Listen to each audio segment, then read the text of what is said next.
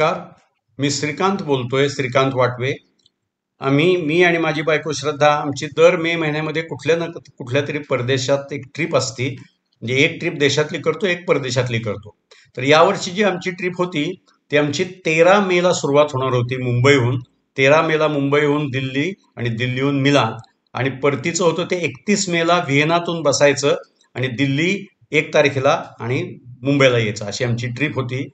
त्या ट्रिपची जी तिकीट आहेत ती मी वेल इन ॲडव्हान्स काढून ठेवलेली होती. म्हणजे थोडक्यात पहिलं मी काय केलं, तर आधी विमानाचं तिकीट बुक करून घेतलं. म्हणजे एअर इंडियाची मला रिटर्न फ्लाईट सगळं मिळून व्यवस्थित प्रॉपर रेटमध्ये मिळालं. त्याच्यामुळं माझं एअर इंडियाची बुकिंग झालेली होती. मग त्याच्यानंतर आता कुठल्या कुठल्या गावी जायचं ह्याच्याबद्दलचा निर्णय घ्यायचा होता. मग आम्ही बसून ठरवलं की आता आपण कुठं कुठं जायचं. तर अनायसा आम्ही मिलानमध्ये लँड होणार होतो, त्यामुळे आम्ही मिलान पहिलं बघायचं ठरलं. मग समजलं की मिलानच्या जवळच लेक कोमो आहे, तोही खूप सुंदर आहे. मग आम्ही लेक कोमोमधनं टुरिन किंवा टुरिनो त्यांच्या भाषेमध्ये, नंतर बोलोग्ना नंतर व्हेरोना नंतर आणि बोल्झॅनो, ही इटलीतली गावं आम्ही घेतली.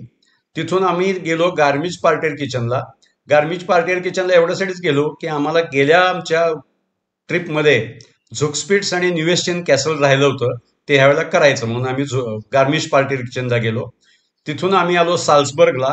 साल्सबर्ग मग बघितलं. त्याच्यानंतर झेलेन्सी, वॉर्फेन आणि हेल्स्टॅट ही गावं बघितली.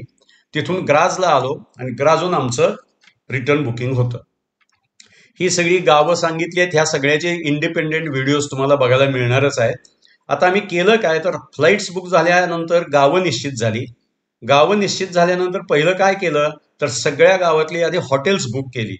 दोन्ही बघायला लागतं, रेट, त्याच्यानंतर स्टेशन पासून ते किती जवळ आहे किंवा आपल्याला कन्व्हिनियंट किती आहे. एक तर स्टेशन पासून जवळ असावं किंवा ज्या गोष्टी बघायच्या त्याच्यापासून तरी जवळ असावं. असं करून आम्ही सगळी हॉटेल्स बुक केली. आता ह्या सगळ्या आतल्या प्रवासासाठी जी रेल्वेची तिकीट होती ती सगळी ऑनलाईन बुक केली. म्हणजे हॉटेल्स आणि रेल्वेची तिकीट सगळी बुक झालेली होती. त्याच्यानंतर प्रत्येक गावामध्ये प्रवासात लोकल प्रवास आणि तिथल्या म्युझियमसाठीचे पास असतात. हे सगळे पास जे आहेत हे सगळे आधी बुक करून ठेवलेले होते.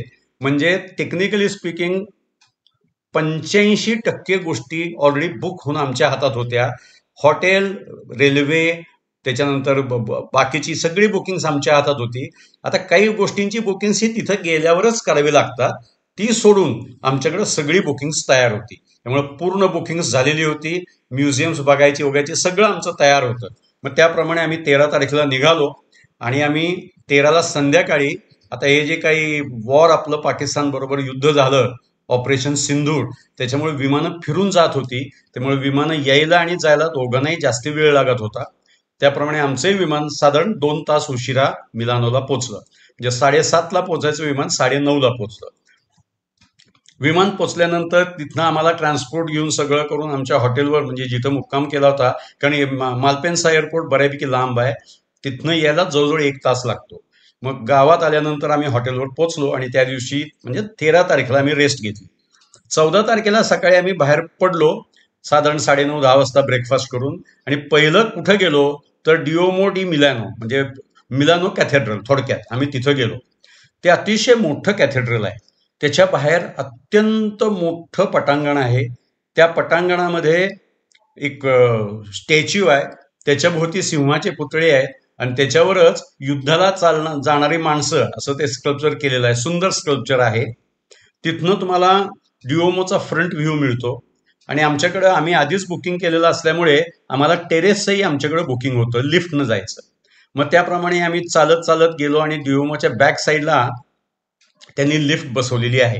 मग त्या लिफ्टमध्ये आम्ही आमचं तिकीट दाखवलं आणि आम्ही रूफला गेलो. रूफचे मी बरेच फोटो टाकलेले आहेत. मग तिथं ते जे वर गेलो ते आता 45 स्क्वेअर मीटरचं अतिशय मोठं वरचं रूफ आहे. फक्त बाकी भरपूर चालायला वरती आहे. म्हणजे तो जवळजवळ वरचं जर का सगळं शांतपणे चालत आणि फोटो काढत गेलो तर खूप वेळ लागू शकतो. पण त्याप्रमाणे आम्ही फोटोही भरपूर काढले. त्याच्यामध्ये 40 पिलर्स आहेत. प्रत्येक पिलरच्या वर एक म्हणजे पिलर म्हणजे खांब आहे. प्रत्येक खांबाच्या वर कोणाच्या कोणातरी सेंटचा किंवा कोणाचा तरी असा पुतळा बसवलेला आहे. आणि त्यांच्यावर कार्विंग केलेलं आहे. त्यामुळे त्या अतिशय, आणि तिथं असणाऱ्या विंडोज ज्या वरनं आहेत त्याही खूप मोठ्या विंडोज आहेत. आणि त्या विंडोज आहेत, त्या विंडोज झाल्यानंतर मग आम्ही सगळं वरनं बघून घेतलं, त्याचे भरपूर फोटो मी टाकलेत. मग आम्ही आतल्या जिन्यानं खाली आलो. आतल्या जिन्यानं खाली आलो तेव्हा ते जे सगळे जिने होते ते बारीक पण असे गोल जिने होते. त्याच्यातून खाली आलो. खाली आल्यानंतर सगळं काम त्याचं आहे ते ब्रिक्स आणि मार्बल, म्हणजे विटा आणि मार्बल, म्हणजे संगमरवर, ह्याच्यामध्ये सगळं बांधकाम त्यांचं आहे. त्या ड्युओमोमध्ये 3 अल्टार्स आहेत आणि 3 अल्टार्स असल्यामुळे ते वेगळं वेगळं तुम्हाला बघायला मिळतं. तिथं पण एक मेरिडियन लाईन आहे म्हणे. त्या लाईनवर सूर्याचा वरनं एक भोग पाडले, तिथून प्रकाश पडतो आणि आपली जी सगळी ह्याच्यामध्ये म्हणजे आपल्या भविष्यामध्ये सांगतात ना, नक्षत्र अमुक तमुक, ते सगळं त्यांनी खाली मार्किंग केलंय. आणि तिथं ते त्या त्या वेळेला त्या जे सूर्य ज्या राशीत आहे तिथं ते पडतं, असं ते आहे. अर्थात त्याची थोडीशी त्यांना अलाइनमेंट बदलायला लागली, पण तरी सुद्धा ते बऱ्यापैकी कव्हरअप होतं. तर तेच बघितलं. आतली त्यांनी सगळी सिस्टीम लेडची केली, लाईट एमिटिंग डायोड, म्हणजे एकदम स्वस्त आणि चांगलं उत्तम आतलं लाइटिंग सिस्टीम केलेलं आहे. असं म्हणतात की तिथं येशू ख्रिस्ताची नखं आहेत म्हणून. तर तिथं नखं आहेत वरच्या बाजूला, ते काहीतरी त्यांनी असं कव्हर करून ठेवलेलं आहे रेड का ह्याच्यामध्ये.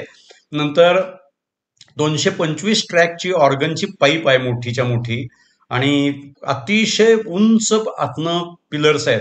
ते जवळजवळ 24.5 मीटरचे पिलर, खूपच मोठे पिलर्स आहेत.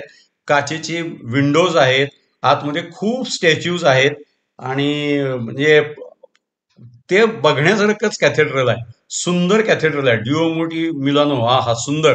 हे सगळं बघून आम्ही बाहेर आलो. बाहेर आल्यानंतर आम्ही परत एकदा त्या चौकात जरा परत फोटोग्राफी केली, काही फोटो मी टाकले त्याचे पण.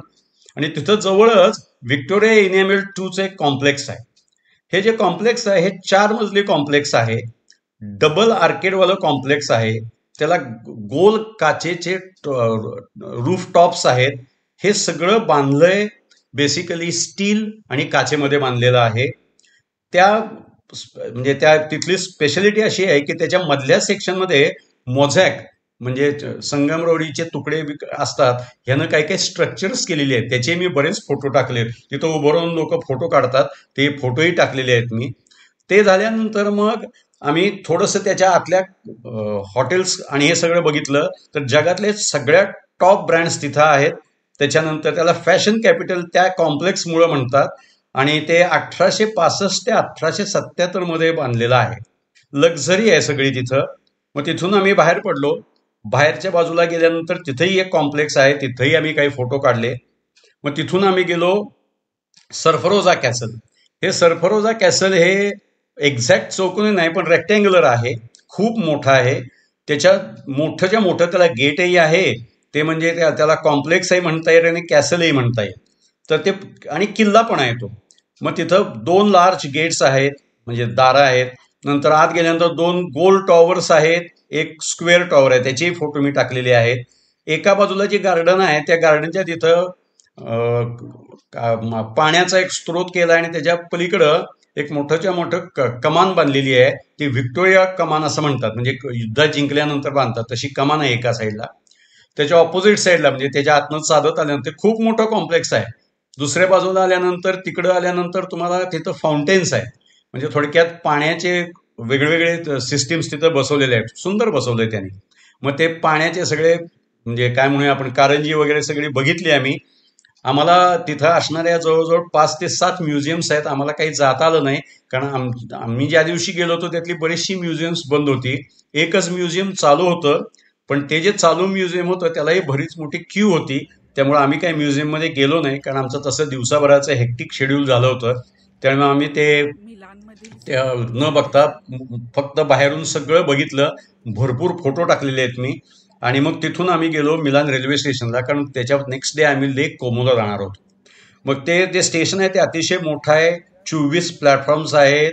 त्याच्यानंतर जगात म्हणजे इटलीतलं सेकंड बिझिएस्ट, म्हणजे अतिशय गर्दी असणारं आणि वापरात असणारं स्टेशन आहे रात्रंदिवस. त्याच्यानंतर त्याच्यावर 330,000 लोक पर डे तिथे येतात. त्यामुळे ते किती बिझी असेल तुम्ही विचार करू शकता. त्याच्या बाहेरच्या बाजूनं स्कल्पचर्स आहेत, आत शॉपिंग कॉम्प्लेक्स आहेत, 2-3 मजले आहेत आतमध्ये. त्याचं बाहेरचं स्ट्रक्चर सुंदर केलेलं आहे. अशा पद्धतीनं आम्ही ते स्टेशन बघितलं.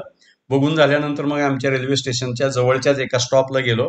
तिथून आमची ट्रॅम पकडली आणि ट्रॅम पकडून आम्ही आमच्या राहायच्या ठिकाणी परत आलो. तर असा आमचा पहिला मिलानोतला दिवस होता. हा जरा व्हिडिओ मोठा झालाय, पण ह्या व्हिडिओमध्ये बऱ्याच ॲडिशनल गोष्टी सुद्धा आहेत. तर तुम्ही हा व्हिडिओ बघता याबद्दल तुमचे धन्यवाद.